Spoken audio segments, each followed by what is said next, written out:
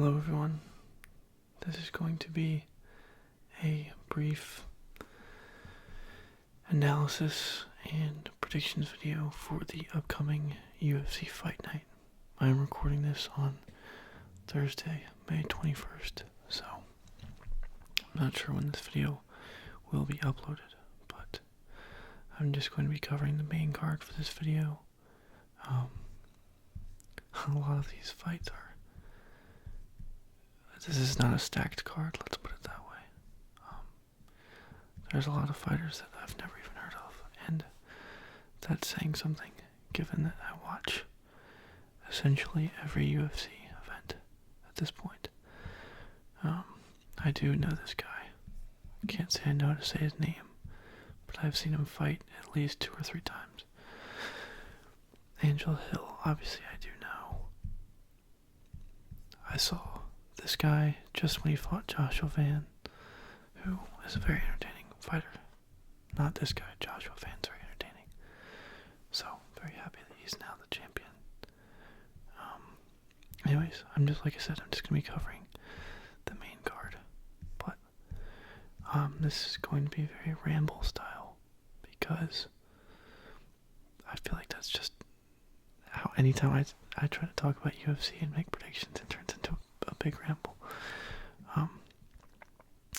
So there will be a little bit of typing as I kind of go back and forth and maybe look at people's records on ESPN to refresh my memory. So for this first fight, I think I'm going to go with Sumur Derji. I'm assuming that's how you say his name. I actually don't know. Again, it's kind of funny how I've seen him fight at least once, and I don't really know how to say his name, but Alex Perez, I've gotten my hopes up about before. Every time I think he's going to do well, he doesn't do well, and then every time I underestimate him, he does well again. So let's take a quick look at his record, see what he's been up to recently.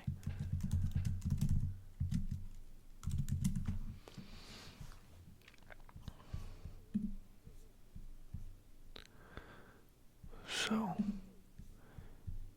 that's right, he beat Charles Johnson, that's pretty classic for Charles Johnson. Charles Johnson beat Loner Kavanaugh, who was a very, very promising UFC prospect. Charles Johnson knocked him clean out. It was a crazy moment where Loner Kavanaugh dropped his hands for a split second, but they were completely down. And Johnson just leaned in with a nice right hand and put him out. So I was getting high on Charles Johnson again, thinking that he would win this fight against Alex Perez. Charles Johnson also beat Joshua Van, the current champion of the flyweight division. That was a crazy fight. That was the first Joshua Van fight I ever saw. So, what a crazy turnaround Joshua Van has had. I guess it's not really a turnaround, because for a turnaround, you probably need more than one loss, but anyways, you see my point. Van had a knockout loss, and then within a year, he was really turning things around and stringing together some really good wins on short notice, and made it all the way to a championship fight and won, even though there was, questionable circumstances, given that Pantoja broke his arm. See, I just break into these rambles so quickly. Anyways, back to Alex Perez. I just don't, just because I don't pick him, he'll probably end up winning. But this record here is not looking great recently. I saw this fight where I had actually picked Nicolau, and then Perez won. But he gets these bigger moments and just seems to kind of, I don't know, not fade, but he just doesn't perform as well. He gets hungry every once in a while and then goes out like a madman swinging and gets a win. But I don't think Saturday morning is going to be one of those days for him. Moving up the card, my boy Jake Matthews. I love this guy for some reason. I don't know why. He's not a huge personality. I just really, really like the way he fights. He doesn't finish that many people anymore, but he just looks so smooth. Or at least, I guess I'm still kind of judging this based on that one fight he had against Andre Figueiredo a couple years ago, where he looked like the best welterweight we've ever seen. It was unreal. He was just so light on his feet, so quick with his hands, and he put Figueiredo out, which in the end wasn't an amazing win because Figueiredo was cut, within a year or two after that. So, anyways, Jake Matthews is on and off kind of guy. He seems to be one of those fighters that maybe struggles with things a little bit mentally. I don't know. He lost to Matthew Semmelsberger, and that is a really bad loss, given that Semmelsberger is also not in the UFC anymore. So, yeah, he got dropped like 3 times in that fight. He never got put out completely, but it was ugly. And Semmelsberger did not have very complicated attacks. He kind of just kept throwing I believe it was his left hand, I think. Semmelsberger favors his left. And he would just throw it straight down the pipe, and Matthews would eat all of it every time. Anyways, so I think I'm going to go with Salikov on this fight, unfortunately. Salikov's got a weird record. I know he's not really old, but he's old for the UFC. Let's take a look at his recent fights. He lost to Uros Medic almost instantly, which was quite shocking. If I remember this correctly, yes, he got TKO'd, but I don't think he was clean out or anything. I won't play the video because that would be really loud. But he starched this guy who I remember. I don't know who he's fought, but I've seen him fight a couple times. I think he's gonna knock out Jake Matthews or at least TKO him. So I'm gonna go with Salikov. Cameron Smotherman versus Kai Asakura. This is going to be a really interesting fight. I think of any pick on the card, this is probably going to be my least confident pick. But I'm going to go with Asakura. I think before he came to the UFC, he was in, how do you say it? Is it Risen? I don't know how they say it. But he's in that other MMA promotion. And he was really good, I think, there. I don't really watch anything outside of the UFC. But apparently he was great there, which is why people thought he was going to do so well when he came into the UFC. He didn't do that well. And has lost 2 or 3 times now, right? I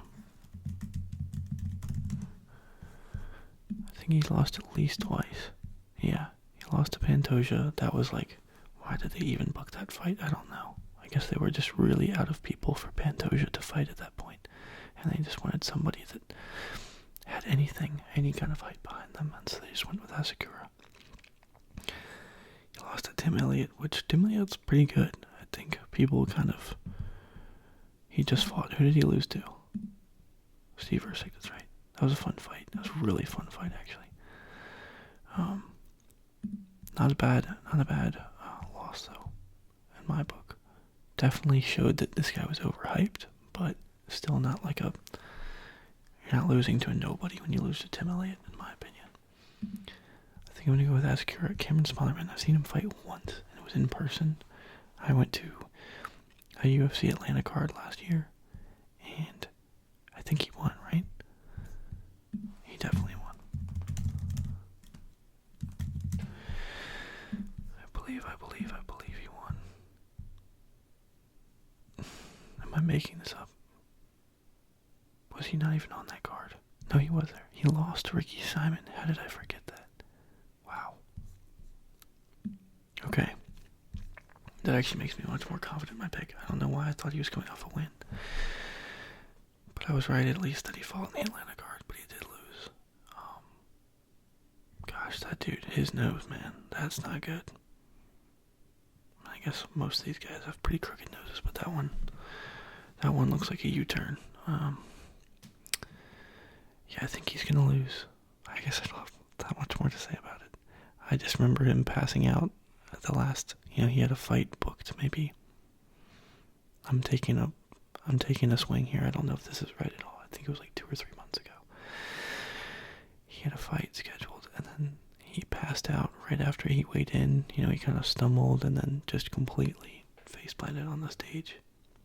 I don't want to say it was funny, but what was ironic was Bisping was talking about how, these guys have one job, they just gotta show up and weigh in, make weight. And so Bisping was actively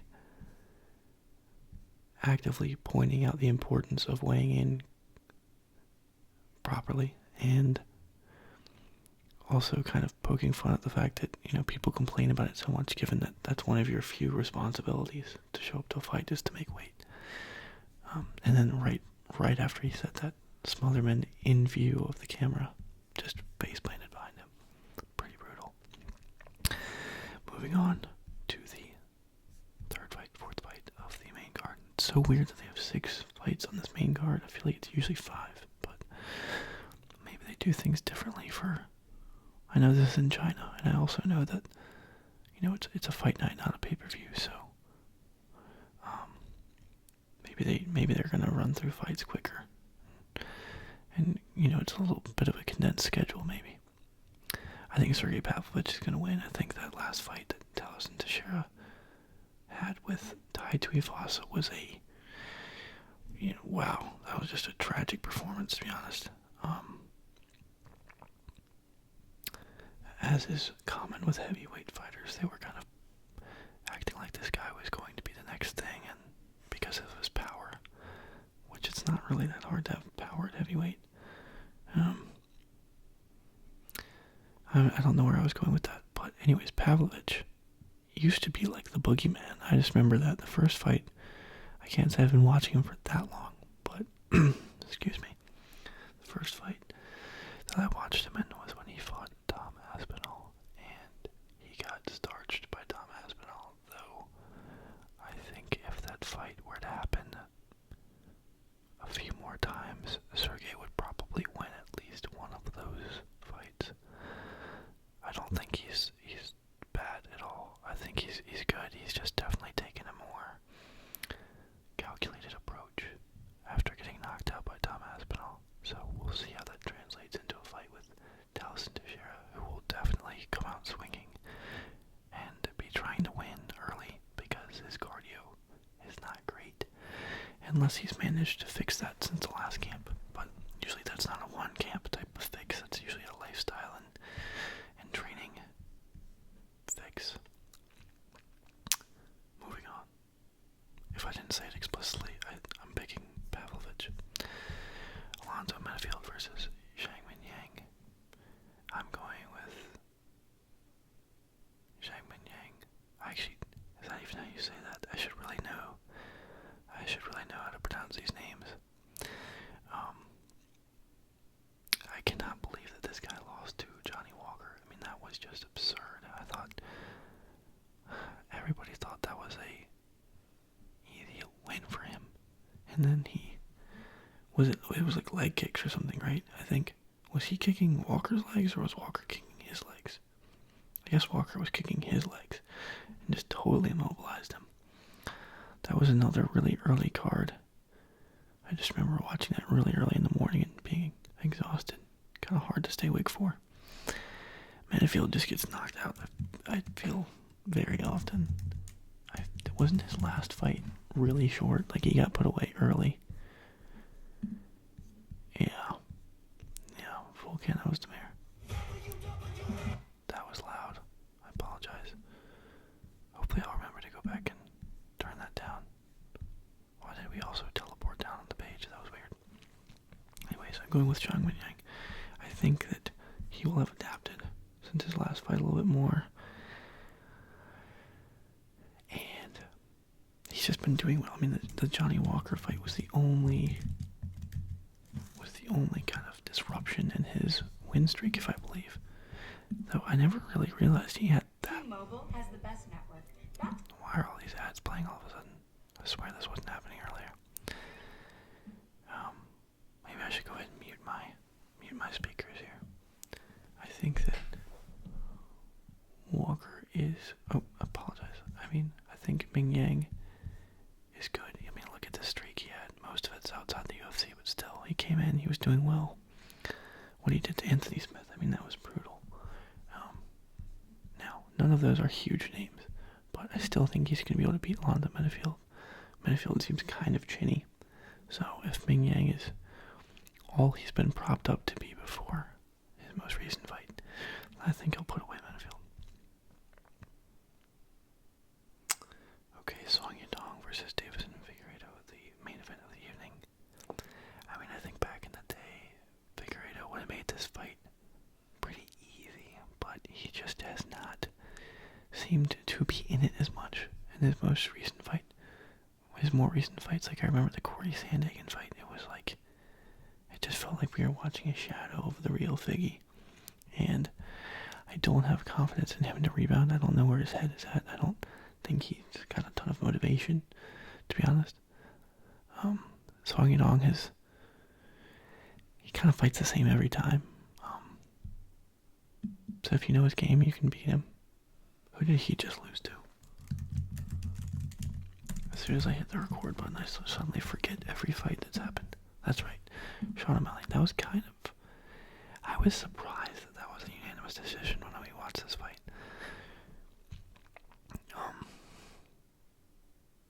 Not that I don't... I mean, I think I agree that O'Malley won, but I didn't think it was going to be a resounding vote, I guess. It's funny, these guys who, like, in my head, they're really good. 9 losses is not great. Like, losing to Kyler Phillips is not something I would have expected. Losing to Peter Yan and Corey Sandhagen, though, are very, very respectable losses. I think that Yadong is just he's at a better age. I don't think his body is as worn out, and I think he's going to go in there and put it on Figgy. Now, I don't know if this will end in a finish, but I guess if Corey Sandhagen can finish Figgy, I think Song can. He kind of likes to let his hands go, so as I'm listening to myself talk about this, I feel like it sounds like I have no idea what I'm talking about. But anyways, yeah, I think Yadong is a pretty safe bet, as the odds would indicate. But I try to ignore those when I give my analysis, because of course the odds are often wrong, as we saw with Sean Strickland and Khamzat Chimaev recently. I mean, let's just talk about that for a second. The fact that Sean Strickland has now done that twice, where he was being underestimated in this high-level championship fight. And honestly, I did not think he won. Like, after my instinct was telling me when they were announcing the decision that it was going to be Khamzat, because I didn't think they wanted to lose him as champion, and I also didn't think Strickland had made enough of a statement to win. I felt like Khamzat wasn't even there in that fight. It was really odd. Maybe I was just overestimating him, but